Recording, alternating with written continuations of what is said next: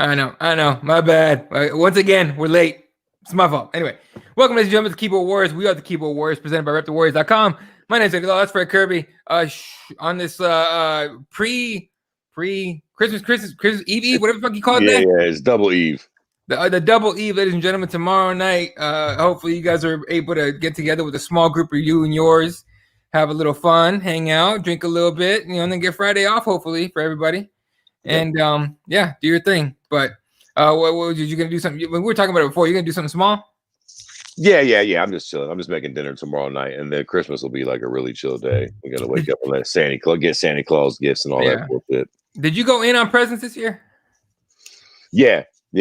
I tried to go a little extra too because it was, it's been a fucking shitty year, man. It's been a really weird year. It's been a bad year for everybody, unless you're fucking Jeff Bezos or the like. So I wanted to try to make it a point to really sort of fucking have at least a decent Christmas and a decent end of the year. Try to put a good vibe going into fucking 21. You know what I'm saying? Yeah, no, dude. Like, hey, yeah, you're like, just like you said, it's been a shit year, and it's funny because somebody gave me a Kobe. I already had a Kobe jersey. Someone gave me another one for Christmas. That's dope. And it's dope and everything. It's cool, but man, it got me for a second. I was like, fuck. Like, this is when it's all started. Like, it all started when Kobe. I mean, I know it's not. Maybe it is related. I don't know. Well, I know it's not related. But that dude goes down, and the whole year just boom. Yeah. Thanks. Yep. And his kid. That was the worst thing part. About that. I mean, Kobe obviously is horrible, but God, what was it, like a 16-year-old girl, 15? 13, man. 13. Jesus fucking Christ. When that happened, I had a 13-year-old. Now she's 14. Bro, I know. Yeah, same. I got my daughter just turned 14. I saw, and we'll get to the fisticuffs in one moment. I hate to get real heavy in the thing, but I swear to God, shit like that is why I don't believe in God. It's just too heinous for me to comprehend. Save that there's a reason for everything. Shit. When your 13-year-old daughter perishes for no reason, tell me why, motherfucker. Good fucking kid, good-looking kid that's talented and doing things. Yeah, then there are some people out there that faith runs that deep, but but then tell me then it's just hard. That certain shit is just so horrible. It's hard to wrap your mind around the fact that there could be any rhyme or reason for something like that to happen. For real. And to be fair, quick bow on all this. Yeah. Shout out to all the shit we don't know about. All due respect to Kobe, that's the guy that we all knew. Throughout this whole COVID process, there have been countless people who have died, whose loved ones who have died, who they've not been able to get into the hospital. I mean, there's been some fucking tragedy this year. Not just Kobe and not just the famous people. That's really sad too. But she wasn't the only 13-year-old girl that died this year, or the only 13-year-old girl that had to watch their parents die. I mean, this has been a fucked fucking year. So, shout out to all the people out there that go unnameless, that aren't famous enough to be known, that still went through something really fucking horrible this year. We're almost at the end, and not like 2021 will change much, but in that weird sort of I don't know, it just gives us the chance to be like, all right, that was that, here we go, we can sort of start anew. It gives us a moment to sort of breathe a little bit, man. So we're almost there. Yeah, that being said, y'all be careful, stay safe and everything, going with your family and everything. Shit, still, like you were saying, like 2020 ends, it don't mean shit. All right, I don't give a fuck what Dana White says. All right, 2020 ends, it don't mean nothing. Okay, it ain't over till it's over, unfortunately. But we will talk about Dana White's war on the media here in a little bit. Oh yeah, we're going to get to all that. We got a good show tonight. Hilarious, but we'll get into it. All right, let's talk real quick about this last weekend. So now Otis is already throwing out his questions on the usuals and who's a loser and all that. But real quick, Brando says, motherfuck Kobe's a mother-in-law for shitting on his wife during the holidays for money. That bitch is fucking crazy. Fucking money. Dude, money will fuck people up. It's funny. They say money is the root of all evil, but it also causes the lack of it brings up a bunch of evil too. It's fucking Oh yeah. Anyway. Otis, what's going on, dude? MMA guys, what's good, brother? Raiders hanging out. Hey. Everybody's here. Of course, Gang Brando. is back. Oh, Jeremiah was good. All right, let's get going. First fight of the night. Oh, no, it's not. It's way down here. All right. Yeah, it was all on ESPN Plus, I believe. I didn't catch all of it. I catch a decent amount. Christos Giagos gets a decision win over Carlton Minus. I did watch some of this one. Minus just kind of didn't have a lot in this fight. It was weird. He got taken Like he stopped a bunch of takedowns. He got taken down a few times, but just overall didn't have a lot for him. Missed that one.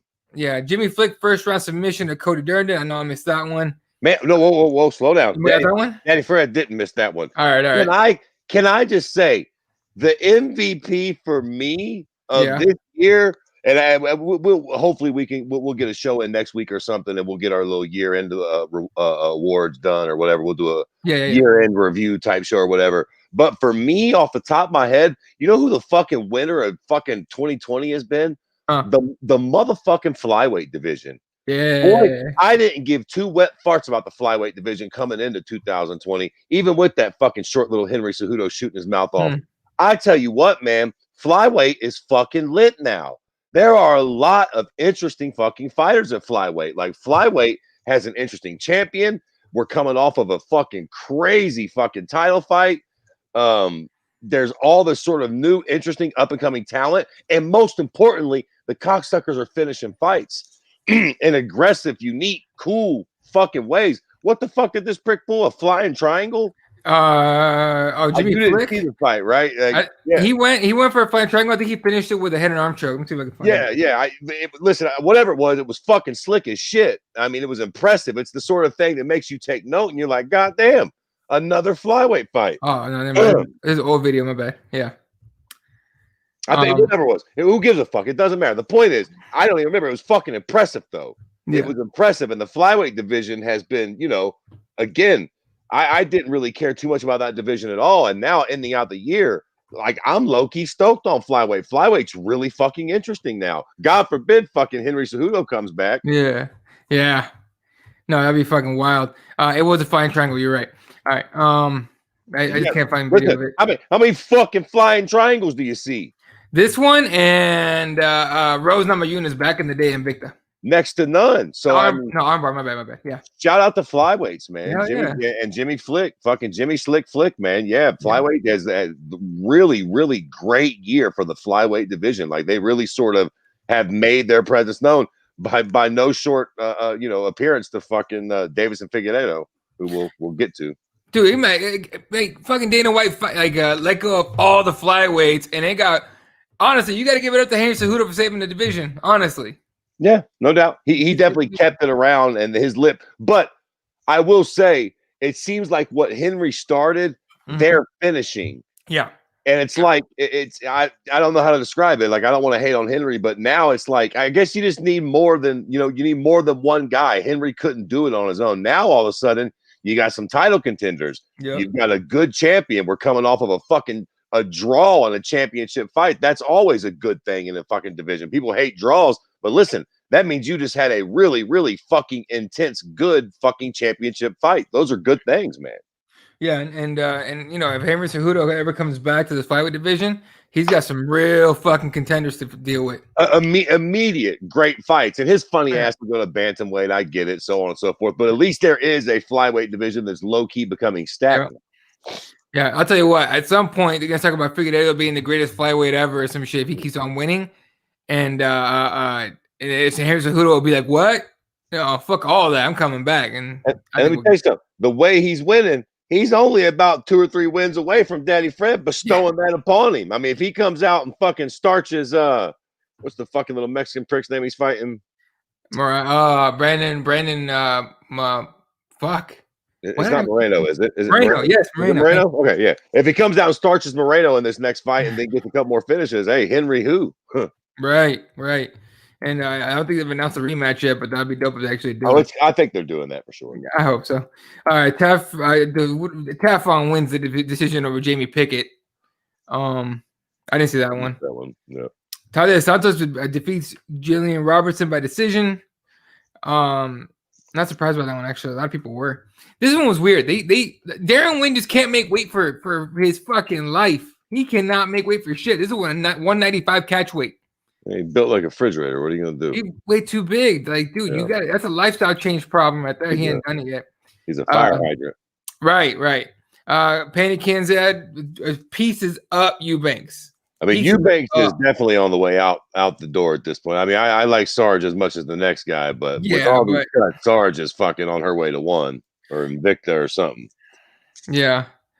No, it's legit. Like fucking, I don't know. She's on her way out, and Kansas showed that she's still that that vet that no one's fucking talking about. All right, this is the next and interesting. This is gonna take us on a little bit of a tangent here, but Anthony Pettis' decision win over Alex Morono. Fair enough. Morono came in and just got countered to fucking death, and kept getting countered to fucking death. There was no fucking adjustments whatsoever in this whole fight. But post fight, this is the last fight in his contract, and I think it was today that he announced that he was not re-signing with the UFC, and he signed with PFL. Now, my thoughts on that, just immediate, that $1 million prize. Fucking why not? What'd you think? Okay, so a lot to unpack here, right? It's sort of rare that the UFC lets a legend go coming off a win. Now, they have done it before, but usually when they let somebody like an Anthony Pettis go, it's when they're going off of a losing streak. Now, not only did he get a win, but it was fucking impressive. Fucking spinning back fucking heel kick. I mean, that was a very, very impressive finish. So I'm slightly surprised they let him go. Although, I guess if we're keeping it a bean, he ain't going to be challenging for a title at 170 or 55 anytime soon. He probably has a little bit of a price tag. He's long in the tooth. So I sort of understand them letting him go. I was a little surprised with the PFL signing. I think first thing I thought was Bellator, here we come. I mean, it's hilarious. Every time something like this happens, the first thing I see is fucking Birdman, that meme. Yeah. Scott Coker at his house, Jack. He's like, oh, Anthony Pettis, baby, here we go. Here we go. I can just, I'm like, perfect. But the PFL, that was interesting to me. I don't know what to make of that. I guess my initial thought with that, for me, it seems like, piggybacking off of what you said, it seems like maybe Anthony Pettis is sort of like, I feel like going to Bellator is maybe that sort of stepping stone to spring back into the UFC.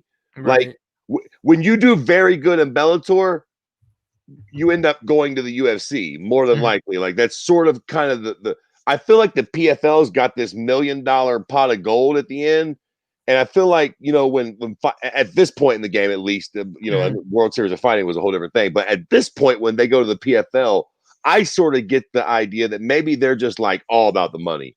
Right. And they're just like, yo, let me go fight less competition, make as much money as I can in the meantime, get that $1 million prize. Then maybe I sign with Bellator 1 or whatever the fuck. But if not, fuck it. Let me get the bag right now. Because I don't understand. I mean, Bellator would, there's great fights at Bellator for Anthony Pettis. I'm sure PFL's not offering that much more money per fight other than that $1 million prize.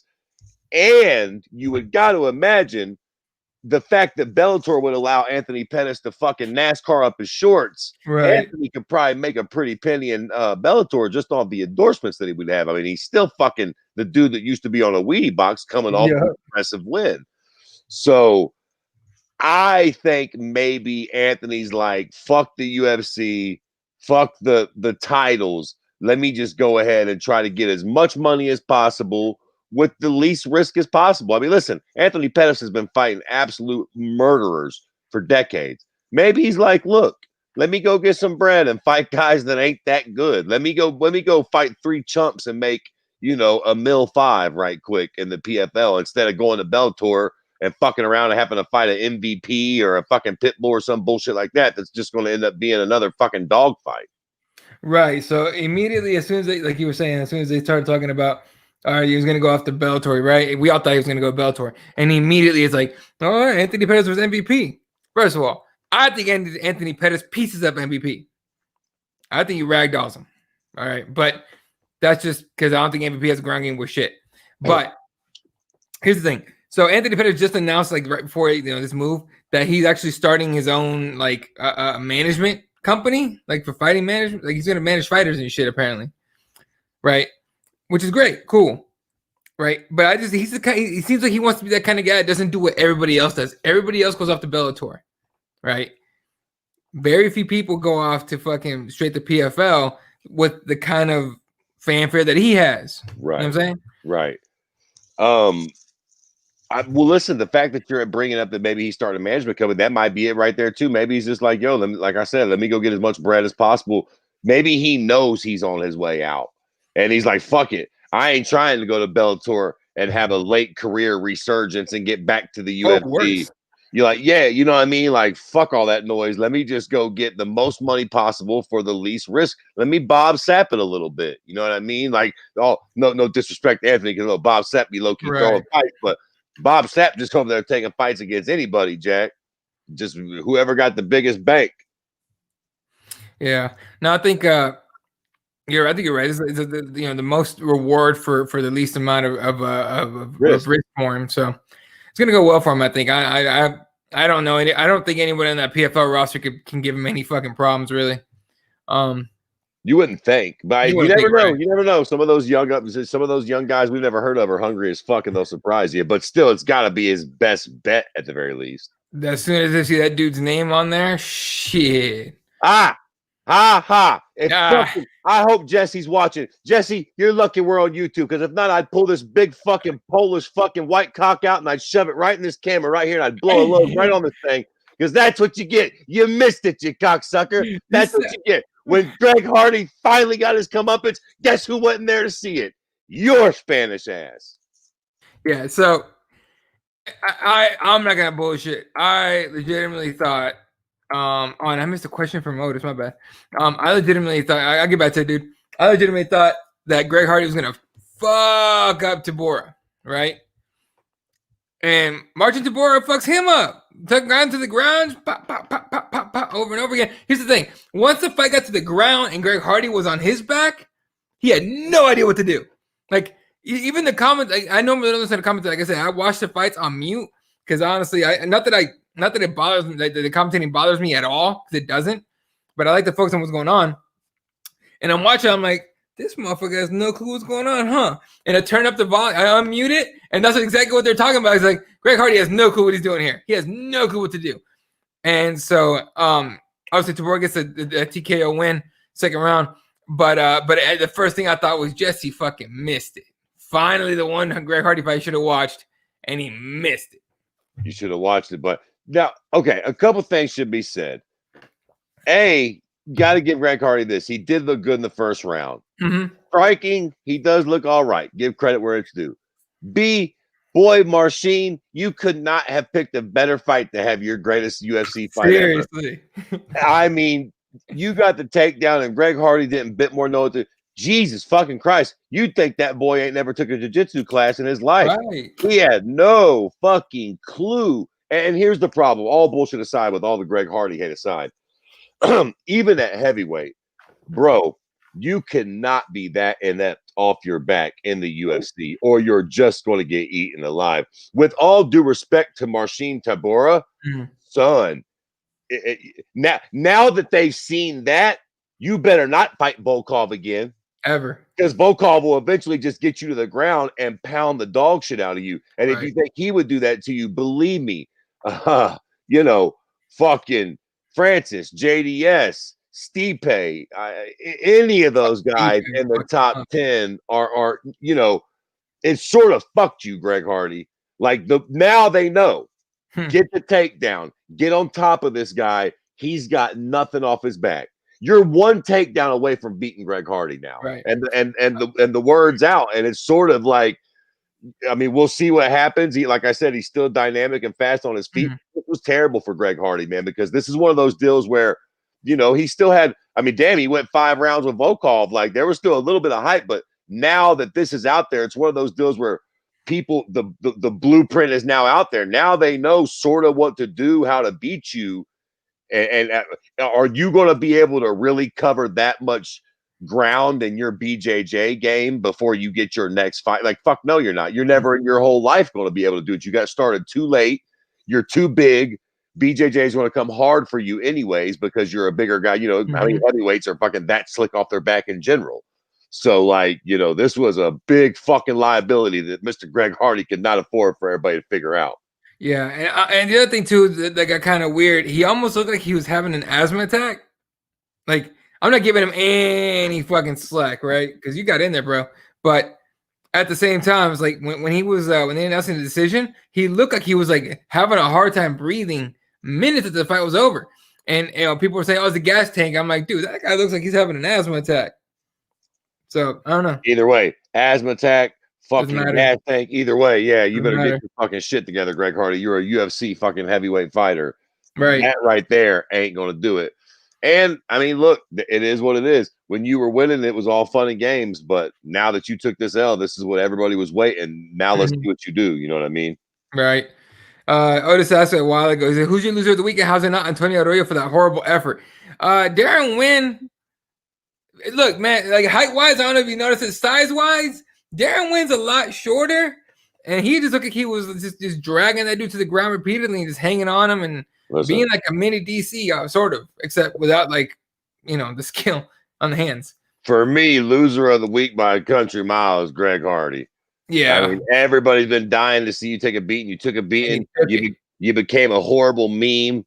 Motherfucking the big homie Dave memed you up and made you the Monday meme. When Monday hits and your monkey ass up against the cage, barely able to breathe, looking all beat up. I mean, you took it bad. And like I said, now the blueprints are out how to beat you, baby boy. Like we all like everybody in the UFC heavyweight division knows now. You're one takedown away from beating Greg Hardy. All you gotta do is put that boy on his back, and he ain't gonna have nothing for you. He's gonna gas out easily, and he's got next to no fucking skills off his back. So, yeah, fucking. I want to say it was Brando that posted like a meme of like fucking what's his name? Tabor on top of Greg Hardy, on top of like guns, on top of rifles. I want to say it was Brando. I can't remember.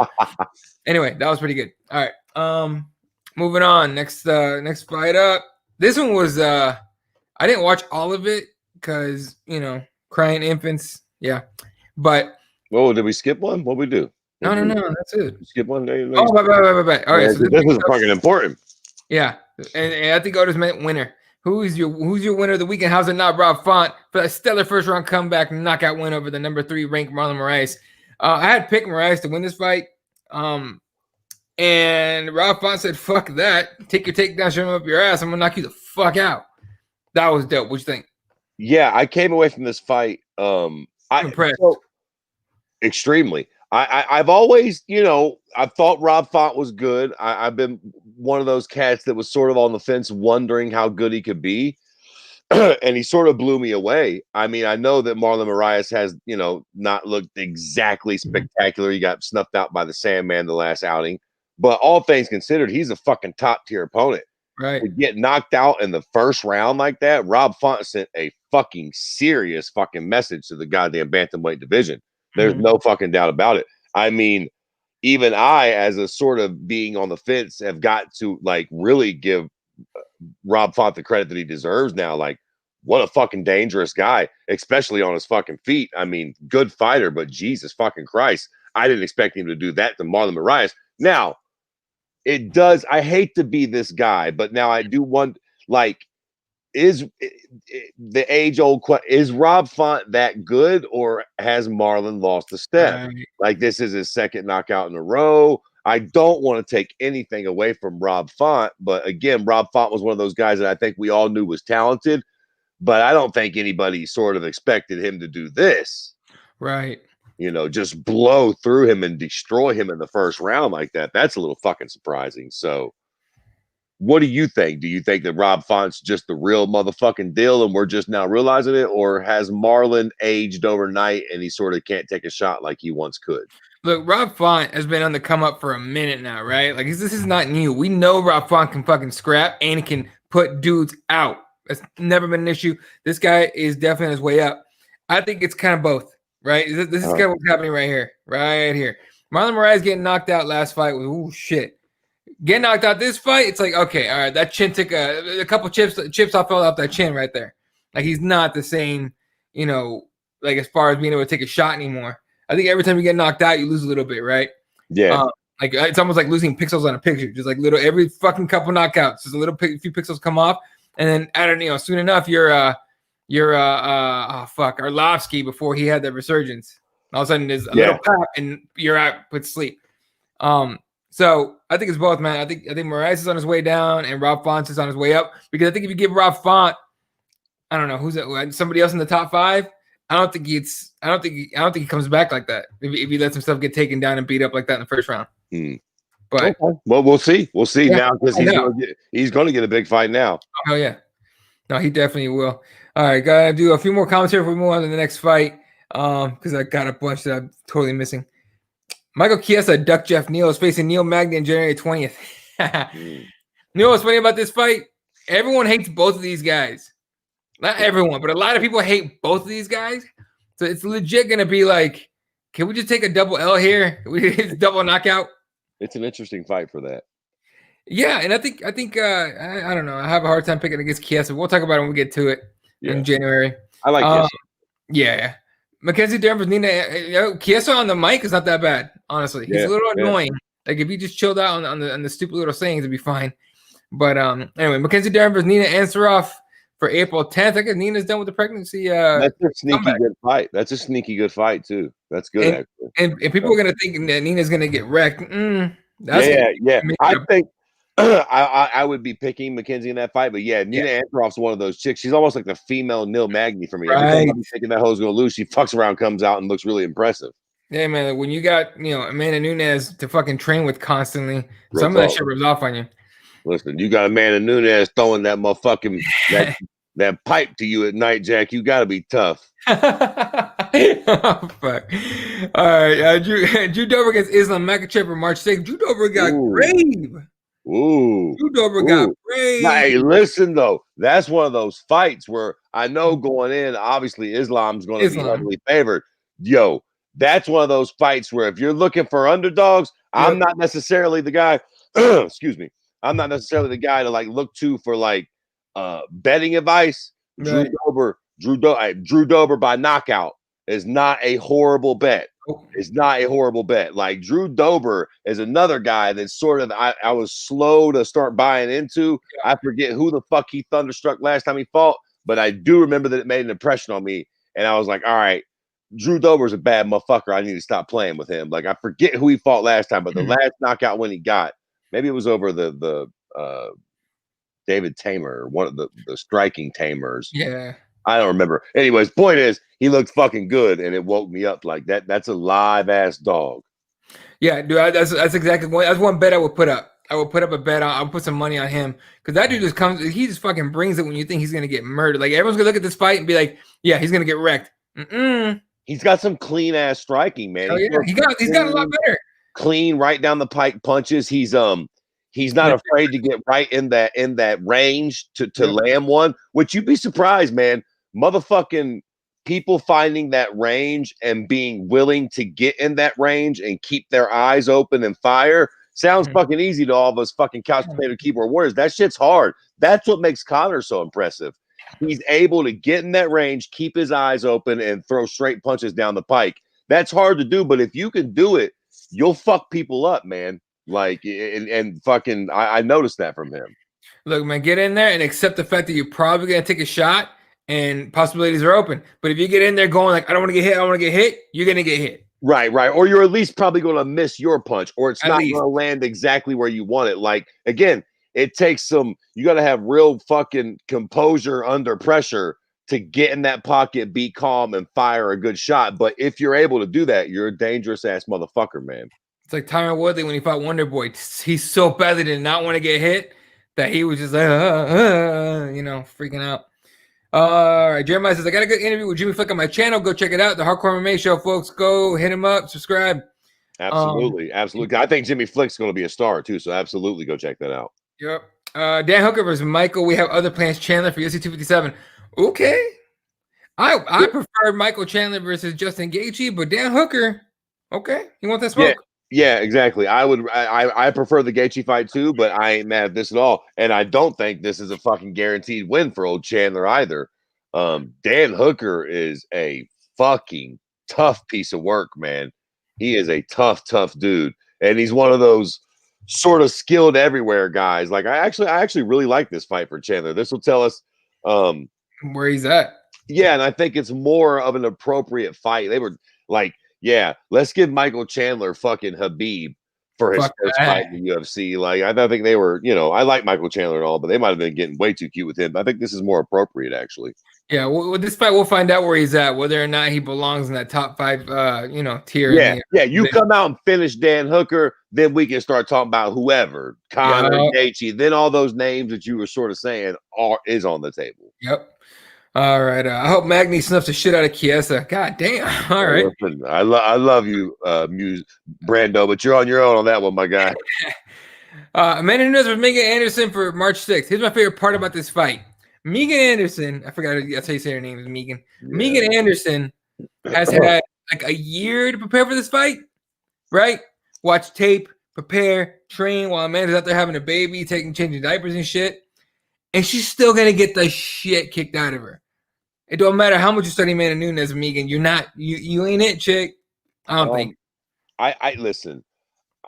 Obviously, who can make a good argument for Megan Anderson beating Amanda Nunes? Like, the answer to that is not even them. The answer is nobody. But I will tell you this. For that very reason, this fight makes me nervous for Amanda Nunes. These are the fights that people like Amanda Nunes lose. Let me tell you something, Jack. A lot of y'all are youngins and y'all don't remember Daddy Fred was around. Daddy Fred was outside when a little goofy white boy from New York named Chris Weidman fought Anderson Silva. That shit that happened was not supposed to happen. Now, it wasn't quite like this, but it was not supposed to happen. When Holly Holm fought Ronda Rousey, bro, Ronda was dogging girls that actually had grappling experience. Misha Tate can grapple. Sarah McMahon was a motherfucking silver medalist. She can grapple, and Ronda was dogging her. General consensus was Holly Holm's a boxer. Ronda's going to grab her and shit whip her around the cage, and this is going to be the easiest win ever. These fights, like, again, going into it, it's like, yo, Amanda Nunes is going to have her way. Yo, don't be surprised if this is the one where Amanda looks a little weird or slow and Megan Anderson has the fucking fight of her life. Again, who the fuck would bet on Megan? Nobody in their right mind. But these are the fights that make me nervous. And quite frankly, if Amanda comes out and performs well and gets the knockout, these are the fights that I think she should be really credited for. Because these are the hard ones, man, where, like, you're supposed to win. Like, you're supposed to kill this girl. And the truth is, for all the shit that Megan gets, she's a big, talented broad. She's big, she's rangy, she's got good grappling. If Amanda comes out sloppy, she could lose this fight. And, it's that weird thing where Amanda's the GOAT. Megan has this opportunity of a lifetime. Sometimes this is where that lightning strikes and Megan fucks around and pulls off a triangle or some horse shit like that. Again, I was there when Fabricio choked. Well, I wasn't there, but I was around when Fabricio got that choke on Fedor. I mean, I've seen this shit happen I've seen it happen too many times for motherfuckers to be like, there ain't no way in the world, Megan. Yo, don't say that. You never know. You never fight. And these are the ones they be losing. These are the ones they be losing. That being said, I know, goddamn, I know she gonna get snuffed. Yeah, I know she gonna take a beating. I'm just saying, those are the ones. Those are the ones. Yeah. All right, Corey Sanhagen versus Frankie Edgar, February 6th. Yes, love it. Yes. Corey deserves that. Perfect fight for Corey. He deserves it, and it's a fight that should be hard for him, but very winnable and a nice little feather in the cap. At the same time, Frankie Edgar wins this fight. He still proves that he's not a gatekeeper for the most part. Oh, shit, it proves that he might even be able to swing in for a title. I mean, fuck Corey Sandhagen. I mean, if he beats Corey, that's a big statement. Big W right there. If he gets it. Alex Cowboy Oliveira versus Randy Brown, February 27th. That's solid. I love it. All right. What else we got from let's see. I want to see Showtime do a boxing walkout. I'll bling out in some outfit like Macho Camacho. Man, Showtime. That would be dope, actually. I ain't mad at that. That'd be dope, man. I'll watch that. What's up, Fangs? In the words of the late Andrew Reed, Kirby, you ugly fucker. Although just playing Merry Christmas, y'all. What's up, Fangs? That's my dude. He never fucking misses out. If I ever post a selfie, he hits me with the fucking troll. Always. I cry every time. Yeah.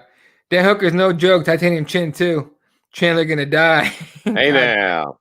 Yeah. How you say that shit in Brazilian? What they say? Vamos. I don't know. You vamos hey, something like that. I don't remember. Oh yeah, we gotta Dude, learn. it's been so goddamn long since we heard any fucking crowds. I don't remember how you say that shit at all. Yeah, that's true. I didn't think about that. Megan is the queen of cans. God damn. Ooh. Okay. All right. It's not an example on the level of what Fred was saying, but not a lot of people thought Sarah would beat GSP. Fucking nobody. Yeah, exactly. That fuck is that's precisely on the level. What the fuck? Nobody thought Sarah had a shot in the dark. Remember, Sarah was a retread. All right, that was like the comeback season. That was if you win, you get a shot at GSP, and he won that shit. In that season, Travis Lutter also got to fight Anderson Silva. I was there for that shit. Going into those fights, I thought if either one of these pricks win, it might be Travis Lutter because he's got some nasty BJJ. Maybe he can get Anderson on the ground. Now, the crazy thing about that fight was Anderson actually ended up submitting Travis Lutter, so that was impressive for Anderson. Right. But going into it, we thought, Matt Terra's definitely getting beaten by. I was never even a George St. Pierre fan, and I'm like, listen, Matt Serra wasn't supposed to win the show. He was an underdog on the goddamn show. Yeah, let alone like beating George St. Pierre. I mean, that shit was a fucking fairy tale, man. That was a fucking fairy tale ending for Matt Serra. Fun fact, I was gonna skip that fight. I wasn't even gonna watch it. I had something to do that night. And for some reason, I think one of my I was supposed to go out with my boys that night, and then one of my friends got sick.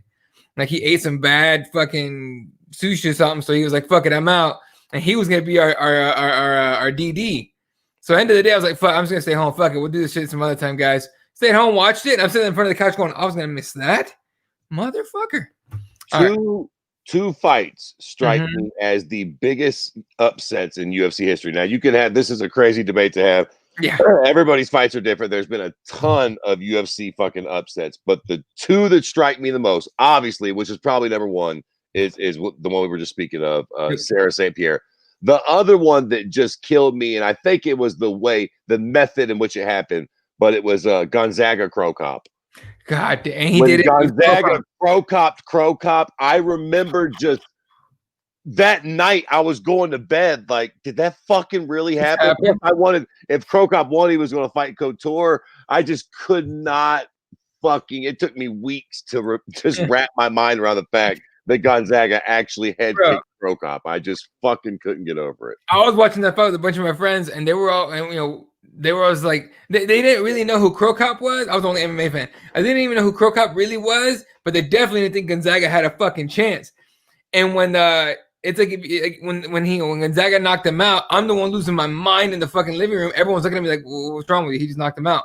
I'm like, you don't understand what just happened, motherfucker. Like he is a grappler. Right. And that guy that just got head kicked, that's his special move. Like, you fucking imbeciles, you casuals don't understand that this is the most insane thing that could possibly fucking happen. I remember, like, that's the lovely thing about this sport, man. There are certain fights and certain times, and I swear to God, on my deathbed, I'll remember when Gabriel Gonzaga fucking head kicked Crow Cop. I'll never forget it. Right. So that's always a fucking wild ass night, man. All right. A couple more comments and we gotta finish up this card and get moving to something else. All right. This Emporia had trouble with Hooker. Hooker's about to finesse Chandler, in my opinion. What's up, Mason? And it's a good point. Quite possibly. Yep. Well, Neal's security was good. And then Gonzaga Hooker was crazy. It definitely wasn't. Insanity. Yeah. All right. Moving on. Next fight up. That Chaos Williams against Michael Pereira fight. Pereira wins by decision. Not as excited as I thought it should be. Honestly. Yeah, and that's probably not fair to them. I think with their styles, I think we all went in like, oh shit, baby, get ready for it. And to be fair, is it Michael or Michelle? What do you say? Michelle Pineda, whatever the fuck. To be fair to the cute cocksucker, he fought a lot more conservative. He wasn't fucking dancing around. He wasn't throwing goofy weird shit. So, shout out to him. And he's an awkward dude. It wasn't a great fight. It wasn't a bad fight either. I ain't mad at it. I'm not even really mad at Chaos Williams. I'm not like really down on him. Pineda's got a weird style. He's a weird, unique dude. He's powerful. He's explosive. Like, it is what it is. I ain't mad at him. David on Twitter responded to because we're live on Twitter as well through Periscope, I think. And David on there goes, "LOL, nice try, Kirby. Amanda ends Megan wherever she wants or whenever she wants. There you go. I mean, listen. Oh. Let it be on the motherfucking record that I agree and I think so. I'm just fucking telling you, these unbeatable champions usually lose the ones you don't think they will. Right. That's all I'm saying. Like, look at like again, Anderson, Ronda Rousey, like all the big champions, the ones that you think are unbeatable, they usually lose that one they're supposed to that they definitely ain't supposed to lose. 100%. All right. KO should probably work on the jiu-jitsu. Cameron Random when he create KO Crow Cop. That was another good one. Yeah. All right. Let's keep it moving here. Co-main event, Jose Aldo against Marlon Vera. Everyone thought for some reason, okay, maybe let me take it back. Let me drag it back a little bit. Marlon Vera thought for some reason that Jose Aldo was gonna scrap with him for some reason. What did you think about that fight? Listen, I fucking loved it. Look, yeah. I know in the third round, Jose got a little cute with the backpack. Listen, Jose Aldo's 142 years old, and he's been fighting dinosaurs for 36 years. He gets fucking old or tired quick. The fact is, he looked really good in those first two rounds. He looked impressive as fuck. He looked fast. He was, landing solid strikes. He was taking a good shot. Listen, I love Marlon Chito Vera, but the truth is, Jose was a better fighter. And overall, and the real truth is, Aldo looked good, and I'll be a son of a bitch if he ain't actually still got a little gas in the tank. I mean, that's the fucking truth of it all. Like, after that fight, I thought, well, actually, even like midway through the second round, I thought, God damn, Jose might, I don't want to fucking say he's going to win a belt, but I thought this was sort of, I was signing on for the swan song, man. I thought this was Chito was going to sort of throw him a beating, and then we were going to be like, here he goes losing. It's one thing to lose to the Max Holloways in the world, but he's going to start in the Volkanovskis. But now we did. Jose looked really good, and then all of a sudden you sort of look back at the Volkanovski fight, or I'm sorry, the Pichoryan fight, and you're like, hey. Jose actually looked pretty good in the beginning of that fight. Like, he got the fuck beat out of him towards the end, but that's after he gassed. Yeah. Again, I don't necessarily think he'll be winning the title, but he definitely proved that he's at the very least a very dangerous gatekeeper still. He can still hold that position. Like, yo, if you think you're ready to fight for the belt, fight Jose Aldo, because he's still got some tread on the tires. Beat Jose, yeah. Beat Jose, and we could talk. No, that's the thing about it though. I thought for sure that I moved to 135. I was nervous about it because this motherfucker's awful cutting to 145. How the fuck is he gonna cut eating burgers and shit? Lifestyle change. 135 is not easy, but it's doable for him now, and he's in better shape. And you know what was beautiful about this whole thing? I fucking love it. I got a shout out to Jose. The cute cocksucker had a name in mind afterwards, and guess what? We all fucking rallied behind it. Yep. We were all for it. Fuck TJ Dillashaw. He calls out TJ. Come on.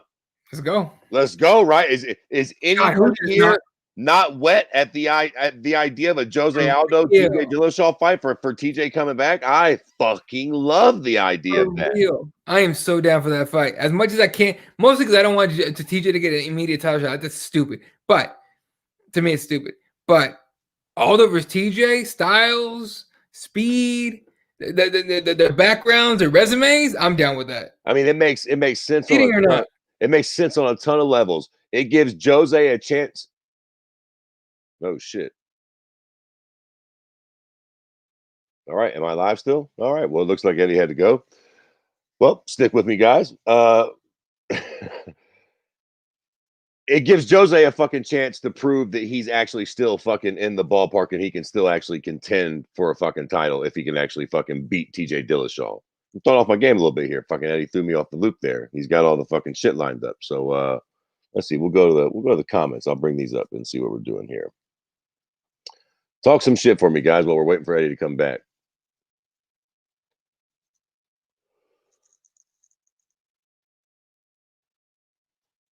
All right.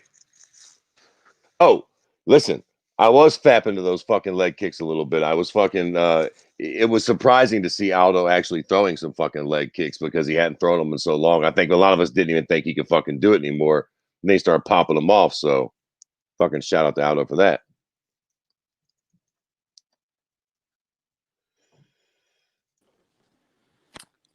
Dude, my internet went to shit.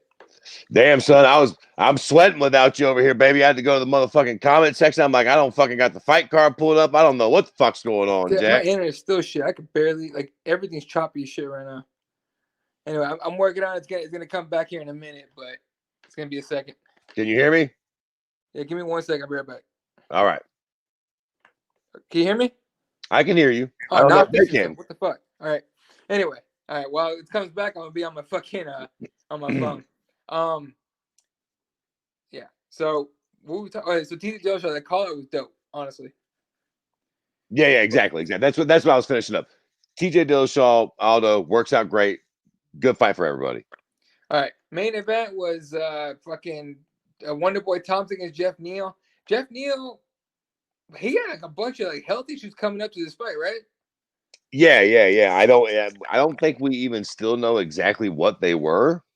I don't. He didn't really disclose exactly what was wrong with him. He just said it was like super serious, and I guess he maybe said that there was some weird shit going on. And the doctors never really diagnosed him with anything per se, like had a weird fever or some shit like that. And I don't know. It was strange. But I don't think, like, to be fair, I don't think that's why he lost that fight. Like, I think he just, Wonder Boy, fucking a lot like Jose Aldo and Anthony Pettis. This was sort of the fight of the old dogs, or the card of the old dogs, rather. Wonder Boy just sort of proved that he's still got a lot of tread on the tire. No, he looked really fucking good. That he did. And then, like, ain't no one trying to fight fucking Wonder Boy right now. Not coming off of that fight. I thought Jeff Neal had a good shot at it, but I'm wondering if those health issues are the thing that cost him in this one. Because, like, he was just standing in front of, I mean, maybe it wasn't the health issues, but he was standing in front of Wonder Boy the whole time, just standing there.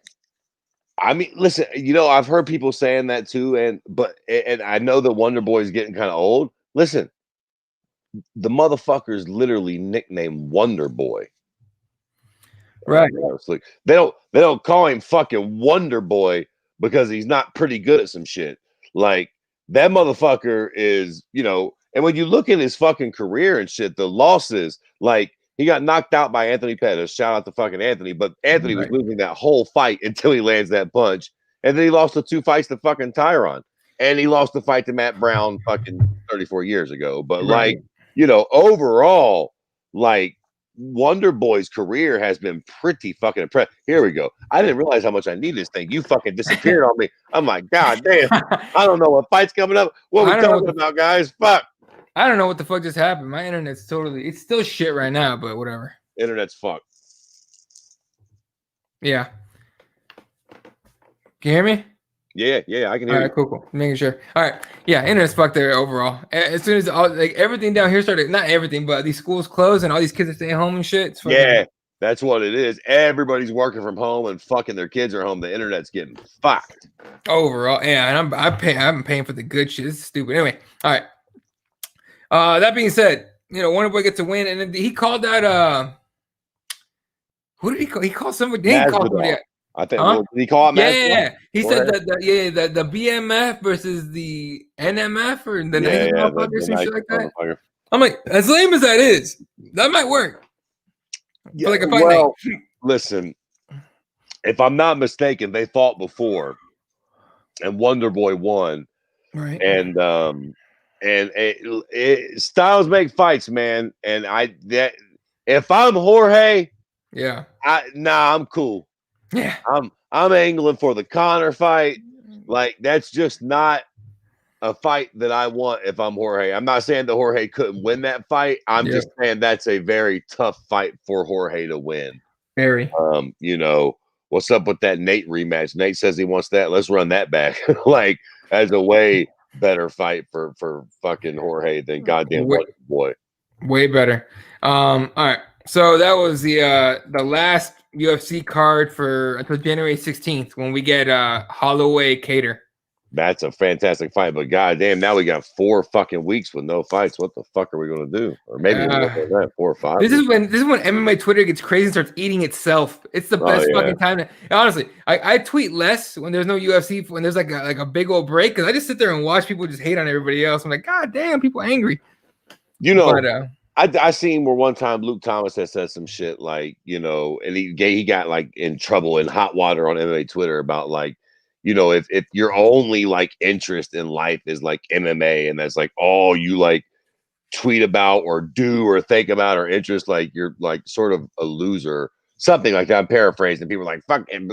I sort of get what he's saying. I get what he's saying. Like, bro, when the fights are off, some of these motherfuckers on MMA Twitter act like lost puppies. It's like, boys and girls, don't y'all got other things that you're sort of into? I mean, pussy, food, drugs, like anything. I love MMA, and you know, just like all y'all, I'm already waiting for January 16th, and by the time it comes, I will be fiending like a dope fiend. I'm gonna have my food laid out for that night, my blunts rolled. Like, don't get me wrong, I will be missing it, but goddamn. Like, it's a whole bunch of other shit to sort of enjoy and talk about and fuck with in the meantime. Like, some of you motherfuckers, the fights ain't on. Y'all act like y'all's whole goddamn identity disappears. Right. No, it's fucking nuts. Like, it's funny. The only accounts that ever say stick to MMA are some faceless motherfuckers. Like, the assholes with, like, fighters as, like, their fucking avatars and shit, or whatever they call them now. Profile pictures. Yeah. But it's fucking ridiculous. So, I don't know. I don't care. I don't care if people do that shit. But, like Otis beat me to it. Remember when there was no MMA for 2 months earlier this year?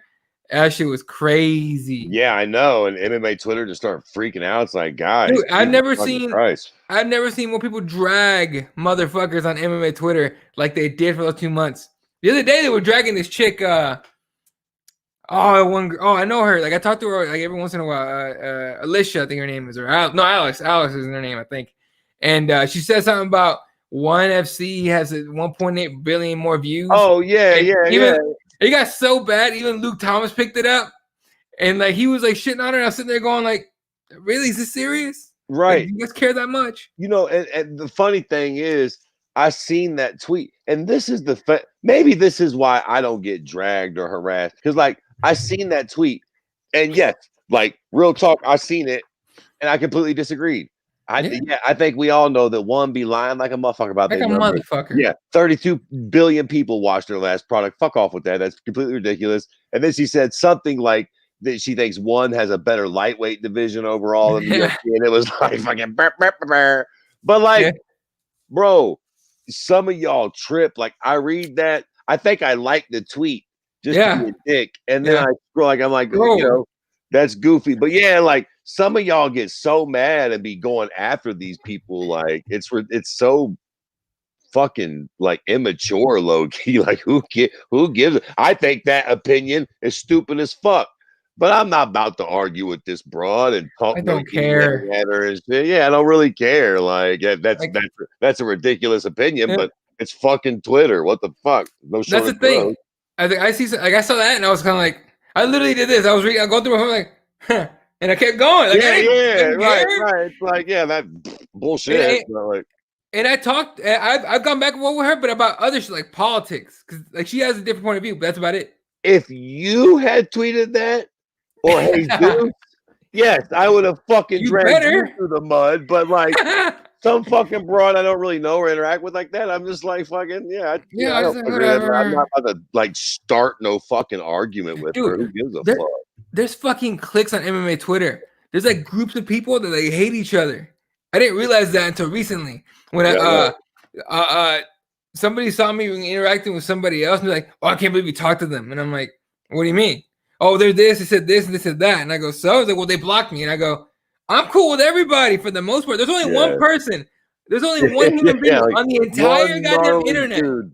There's only one person on the entire planet who, if I see in person, you better fucking call the fucking ambulance immediately. That's about it. Okay, that's the only thing. Everybody else, you have an opinion, cool. I don't care. It don't bug me at all. I'll go back and forth with people and shit. You rarely see me get like lit, like get like fucking like lit, not like get angry at anybody online. Very rarely do you see that shit from me because I don't care enough. It's not that serious. The only dude that ever annoyed me, and it really wasn't that serious. He just annoys me because it was fucking Jonathan Snowden. And he chimed in with that fucking mouth about Uriah Hall not being a Hall of Famer. And what really pissed me off was he responded to my comment with some horse shit, and then he blocked me before I could respond back. And I'm like, oh, you bitch ass motherfucker. Like, you wrong too, and you know you wrong, so you gonna block me. That's some motherfucking hoe shit right there. But all right, Jordan. So Snowden, he tweeted something, and I retweeted it with laughing emojis. And he got so mad. He retweeted my retweet with the laughing emojis. Oh, yeah. He goes, that means a lot coming from the guy with a fucking tiny little podcast that doesn't even matter, some shit like that. And I'm like, you reacted to laughing emojis, bro? Right. For real. Like, you were that sensitive. Laughing emojis got you mad. Bro, get off social media. It's going to be a sad existence for you on this motherfucker. And then he went up and wrote a book about, I think one of the Shamrock brothers. Look, man, good for him. I hope he does well, and I hope he's feeding his family with it. But goddamn, dude, like, relax your bullshit. But, like, that's why when people get mad at, like, Luke Thomas for blocking them and shit, like, I get the Luke Thomas thing. I understand it. I don't share it because he makes good points too, right? Yeah. But, like, he kind of brings it on himself by being a dick to people that kind of, like, not as much Snowden does, but he does. Him and, like, who's the one real douchebag out of the MMA media that I can't stand, but I also don't care enough to, like, go after him? Trent. What's his last name? That guy. Everyone, I guarantee everyone, there's nobody else named Trent in this fucking planet. He's got to be the only motherfucker named Trent, I think. But at least Luke Thomas minds his own business as far as I'm concerned. He don't find, like, I wasn't talking to fucking what's the prick's name? Snowden. I wasn't. He popped in my mentions on some bullshit out of nowhere, right? I wasn't even talking to you, and then when I made my point, you try to block me. Fuck you. Yeah. You know what? I love you motherfuckers, man. Brandon goes, hit me up if you find him. Throw some shots too. Oh, fuck. Dick. Yeah. It's fucking crazy. Oh, yeah. There's a whole posse of chicks out on there that DM guys and they screenshot their shit and call them out. That's dirty. Yo. Okay, dude. Okay. I fucking totally meant to, like, bring this up before we even started the show. Cindy Dandois, did you see what they came out about her today? Nah. Dude. Oh my God. What's his name? This motherfucker. I have to find him on Twitter in a second. But apparently, so I don't know if you remember, like, a while ago, like a year ago, she posted pictures on Twitter, like, with bruises on her face, saying that her ex-boyfriend beat her up. Oh, yeah. Yeah. Well, they just found out that might be bullshit. It turns out she might have been looking for a way out of a fight. Right. Oh, and let me see if I can pull up this dude's tweet, because I read it, and if it's true, it's fucking bonkers to me. Because I'm like, bro, you can't. Here it is. You can't be fucking making that shit up and you screwing it up for other women, because then other women don't get believed in shit. But here it is. So this is Marcel Dorff. You guys don't know, at Big Marcel 24. He breaks news all the time and shit. Yeah, he's a dope dude. He goes, remember the story about Cindy Dandois being attacked by her former boyfriend Mustafa Brika late last year? Well, earlier today, the Belgian court acquitted Brika of the crime. According to information from whoever the fuck this is, the broken nose and fractures suffered by Dandois were planned. According to Brika and Dandois' brother, she wanted out of an upcoming fight. She used Brika. The judge said there was proof of a skirmish between Brika and Dandois, but nothing disproportionate happened. Brika still received 50 hours community service punishment for threats against Cindy Dandois. The judge said he had proof for it. So, like, she made it up. That's wild. Dude, that's that shit. Like, when, like, I'll never doubt someone that says they got beat, like a woman that says she got beat up by her husband, or even like Platinum, what's his fucking name? Mike Perry's ex-wife or ex-girlfriend or whatever she is. Yeah. Even her, I believe, right? But sometimes you get stories like these and you're like, oh shit. Like, yeah. I mean, look, I'm never going to not believe or just believe anybody. I think that all that shit needs to be on a case-to-case basis.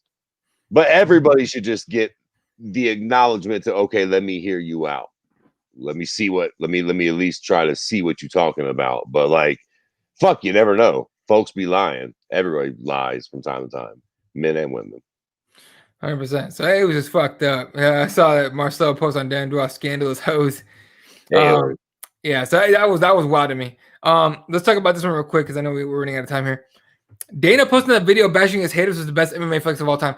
That video, I don't know if you guys, like, I saw that whole thing. I didn't even see it. I didn't even see it. I already was bashing the what was it? The media talking about the COVID thing. Okay, it is like I forgot how long it was. I watched it like 15 times. I shit on this motherfucker. Thanks talking shit. Oh, so you're gonna drop me because I talk shit about your sons, man? Fuck you. All right. Anyway, no, he's a Heat fan, so you know it is what it is. He went to the finals. I don't want to hear shit. Real quick, Raider, you're right. He don't want to watch Dan Dua fight ever. The only reason she ever got UFC fights because she was friends with what's her name? Big titty, Mish Tate. Yeah. But anyway, all right. So the video was like I forgot how long it was, but I watched it like 15 times, dude. And it was him patting himself on the back for not letting the haters drag him down and not letting, basically saying like the media was trying to tell you that that things are going wrong and this is shit. And basically he's calling out the media for saying that they're all about negativity. They all want clicks. He's not wrong. That being said, to say that all MMA media, like all MMA media is negative, bro. Like, what are you talking about? Yeah. I didn't see the video, so I can't speak too much to it. But I sort of this is how Dana is, right? He likes to exaggerate and over fucking antagonize people and shit. Right. And I do think, to be fair, there was a portion of the MMA media that was really hard on the UFC when they first came back. Absolutely. Now, to be fair, that first event, they didn't really have testing and they were sort of like, fuck it, we're just sort of figuring it out. But again, in the idea of keeping it fair, they did figure it out. And event by event, it got tighter and tighter and better and better. Now, that being said, the media did sort of fuck off after the UFC started running events the right way. I mean, I sort of see Dana's point because in the very beginning, he was talking about doing this and everybody was like, oh God, look at Dana. He's not worried about the fighters or nothing. All he's worried about is the money. And to be fair, a couple months later, when we're all just chilling, watching fights every weekend and it's a normal thing, and it's costing the UFC millions of dollars to pull this off, we're all just kind of like, oh yeah, thanks, Dana. I sort of get his point. But Dana's also Dana. He's going to fucking really shit on him. He's going to say that they were all negative. They all doubted him. They all counted him out. I sort of see what he's saying, but on the same token, it's like, easy, Dana. There was a little bit of carelessness on the behalf of the UFC in the beginning. And once you guys started really nailing it, I feel like most of the media pretty much came around for the most part after that. Right. And here's the thing about it. Because I was watching it and so a lot of people shit on the media for taking like clips and post them online and you take things out of context and everything. My favorite part of this whole video, he clearly did that. Like they edited the video and took longer clips, chopped them up, and totally fucked the context. Right. So it's like I was like, bro, like it just weirds me out, man. And then what's his name? Boring ass motherfucker. Great at jiu-jitsu though. Jake Shields tweeted out, like, yeah, man, all MMA, all journalists, or no, all MMA journalists or media, whatever. No, all MMA journalists are negative. Yeah, just want about clicks and this shit. And I'm like, all of them, Jake? All of them? Right. No, seriously, all of them? Because if they all, because they say they hate MMA. I'm like, so why the fuck would they cover it? Like, do you know how much journalists make? Okay, I was a journalist for quite a while, a long time ago. I didn't make enough to stick around, motherfuckers. I had 2 jobs. All right. Yeah. So relax. If they hated MMA that much, they wouldn't cover it. That's silly. That not all of them hate MMA. It's just sometimes they got to write the fucking stories that make somebody look bad. And sometimes some journalists are very clickbaity because clicks equate to money. The nose is fucking king of that shit. Right, exactly. He made it to ESPN with it. Hey, fucking don't hate the player, hate the game, but goddamn. Right. No, exactly. Yeah. So, oh Jesus, I knew someone was gonna catch that. God goes big titty. You should take Tate got a great set of tatas. This motherfucker. He's going with him. Hey, he's just going. Yeah. All right. Oh Jesus Christ! Her badge is jacked up. Hope you stop leaking pics. I forgot about that. Oh yeah. What? It's almost like it's doing on purpose. That's a game changer for me too. I Yeah. gotta have a fucking meaty badge. We have to get those things cut off or something. I can't have the meat curtains. That's yeah. All right, a couple of things before we get to talking a little bit, just tiny bit about 2021 as far as the UFC goes. Coach says Tyron Woodley's working on getting his motivation back. I just want to real quick touch on that. If you have to get your motivation back to fight in the UFC when you're a former champion, it's probably over. Yeah, I mean, I don't think it's over necessarily. I think he just needs to, listen, Anthony. There's a lot. You're getting old, Tyron. This is a young man's game. It's not like I think you can find all the motivation you want. I just don't think you're necessarily on that level no more. And look, man, sometimes it didn't necessarily happen overnight with BJ Penn, but the dude went from being just a machine to being not very good at all, and not even being able to compete really. And obviously that's an extreme example, but it's like the shit happens fast. Tyron was one of the absolute greatest fighters on planet Earth and possibly the greatest welterweight of all time for a small window. And then the new talent sort of emerged around him, and here we are. Like, we'll see what happens, but I don't necessarily think he lost his mojo. I think Usman's that good. I think Colby Covington's that good. I think fucking Gilbert Burns is just that good, man. And to be fair, they're horrible stylistic matchups for fucking Tyron. So it just is what it is. Right. Woodley's has been out of the game for a while. I agree. The way he's been fighting. Wonder Boy can have the winner of Masvidal versus Nate too, or Masvidal versus Nate if he has the balls he thinks he has. Wonder Boy has the balls to fight anybody, but he's not stupid. He's picking the right fights. He's not going to just fucking fight anybody. I love Nick Diaz. But boy, let's not do that. I think Wonder Boy would light Nick up like a Christmas tree. Like if they tried to do that as Nick's first fight back, that'd be horrible. I love Nick, but that'd be a horrible fight for Nick to take on his first fight returning. Who knows when he's going to come back? He's been training, but we haven't seen him. As far as actually making an announcement for a fight. All right. So obviously, Logan Paul's going to fight Mayweather. Jake Paul's apparently going to fight Ben Askren after calling Dylan Dennis out, after calling fucking McGregor out, after throwing shit at Dylan Dennis. By the way, I 100% believe Brandon Schaub set that shit up to Brandon's too much of a fucking asswipe to not have set up, Jake Paul coming out and throwing whatever the fuck water balloons or whatever at Dylan Dennis. And then he agrees to fight Ben Askren. Right? What the fuck is going on? I don't know. Part of me doesn't even want to acknowledge that this shit is happening, but I know, but another part of me is morbidly fascinated with it, to be honest with you.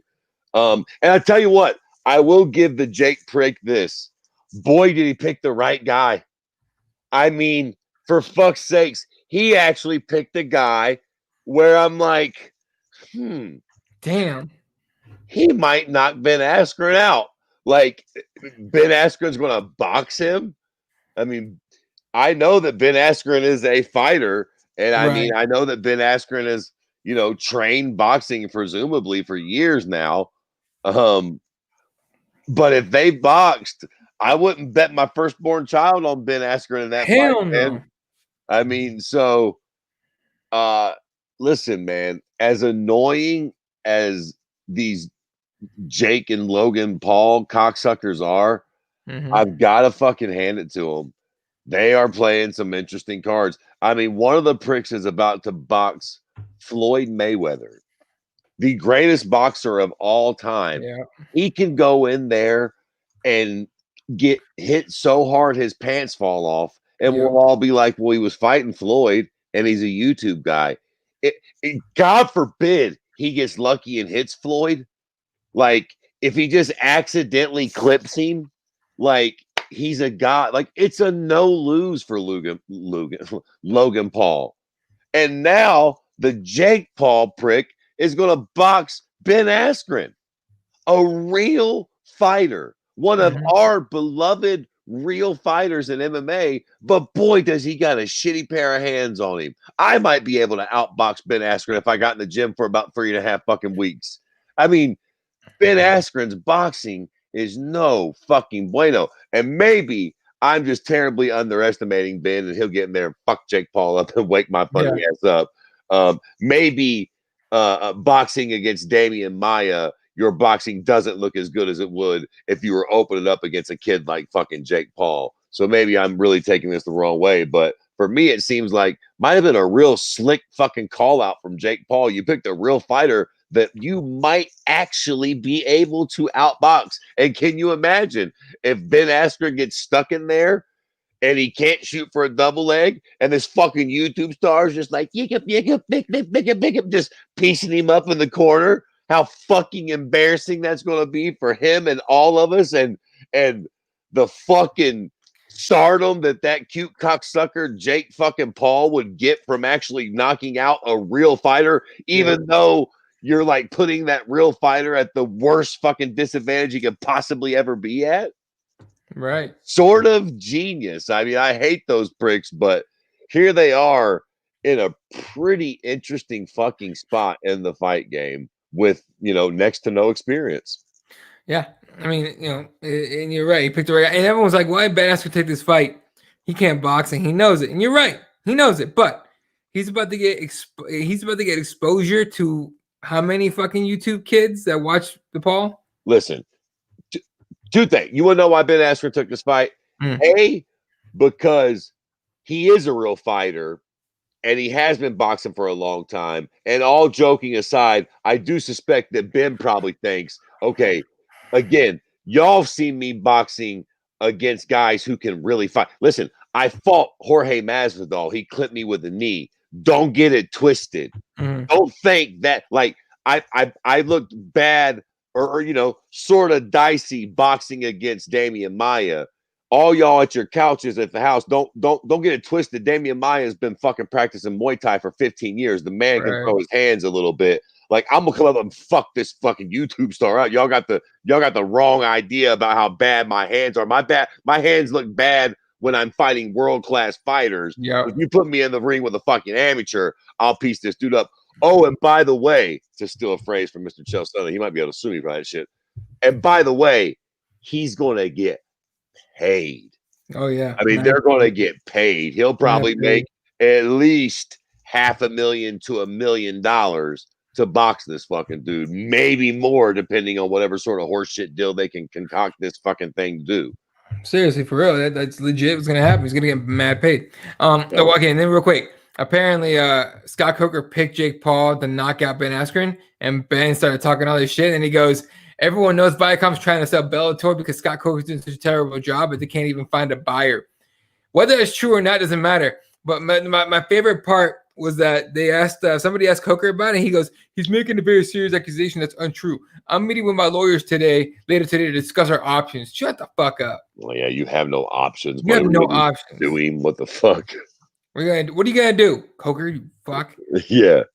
Watch it be true. And he just fucking like threw a big wrench into that still. Anyway.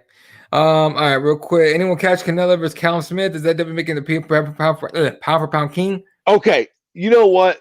I wanted to talk about this. I know we got to get out of here. We don't got. Yeah. I don't know enough about boxing. Okay. I know I don't know enough about boxing. I know Canelo's moving up a lot in weight divisions. Yep. First off, I'll just go ahead and say it. And again, I don't know a lot about boxing, so I'm probably being a bit. Am I the only one that thinks he's probably cheating? He got busted with the horse meat not too long ago. And he's moving up in weight. He's keeping his power. He's getting older and better. He's faster. It's all this crazy shit. Like, am I the only one that assumes that, man, he's probably fucking cheating his fucking tits off? And another thing, like, pound for pound, everybody keeps saying he's pound for pound. I'm not understanding it, right? Like, I don't get it. I know it's not a big, like, I know it was a long time ago, but he's got a loss to Floyd Mayweather. Yep. Okay. Terrence Bud Crawford. He's undefeated, right? I think Terrence Crawford's undefeated. Pretty sure he's undefeated. Earl Spence, I'm pretty sure is undefeated. I realize strength of competition is probably something there, but doesn't the fact that and fucking Canelo lost that first Triple G fight too? Stop bullshitting. He lost that. He got the win, but we all know that was he. First off, it was a draw, and we all know that Triple G probably won. So he's got a loss and a draw on his record. I'm not, and I'm again, boxing is not my strong suit, but like, am I missing something? Is him moving up in weight and getting these wins so fucking monumental that it just overrides all that? And another thing, what about Tyson Fury? Why does he get no mention in this conversation? The dude beat fucking the Klitschko prick. I know he lost his mind and stuff, but then he came back. He had a razor thin draw with Deontay Wilder, who we all kind of thought he won anyways. Then he came back and destroyed Deontay. He's sort of an unbeaten heavyweight. Again, I is it all just strength of competition? Why somebody like him is not even mentioned in those pound for pound discussions in boxing? Here's the thing about boxing, from what I understand, because again, I used to be deep into boxing, and then just went to ass, and now they got decent. Now they're back to starting to get back to ass. It's very much, we were talking about what have you done for me lately or whatever the fuck. Boxing's definitely like that. So because Fury hasn't fought in who knows how fucking long now.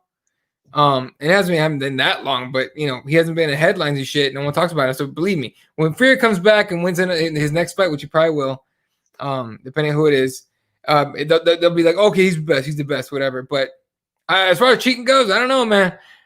He's my guy. He's from my hometown. I'm gonna root for him forever. But the horse meat shit was weird. Yeah, well, and then like I said, now he's just like moving up in weight divisions, and people are like he's keeping his power, he's knocking it out. It's like, well, come on, guys. And undersized, accusations. Undersized, like he's got skill and everything, but he's keeping the power and the speed all the way up.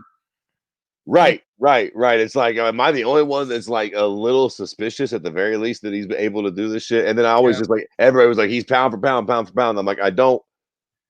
Yeah, Canelo's just that good. Callum was #1 ranked super middleweight. Yeah, okay. But he was. And again, I don't know enough about boxing. I don't know how important this win was, but I just hear about other names that are undefeated and shit. And it's like, I mean, I know it was a long time ago, but he's got an L. Like, how does that trump a cat that's still undefeated in the sport? You know what I mean? Yeah, and I'm with him. I don't understand it. I stopped watching boxing and like paying attention to these storylines and shit for a long time ago. Canelo's a damn cheat, and Wilder's an excuse making crybaby. I mean, I know this isn't necessarily the boxing podcast, but I'm on that wagon. I fucking love Wilder. I love Wilder. I still am a massive Wilder fan. But yeah, boy, did he come through with the fucking excuses after that Fury fight.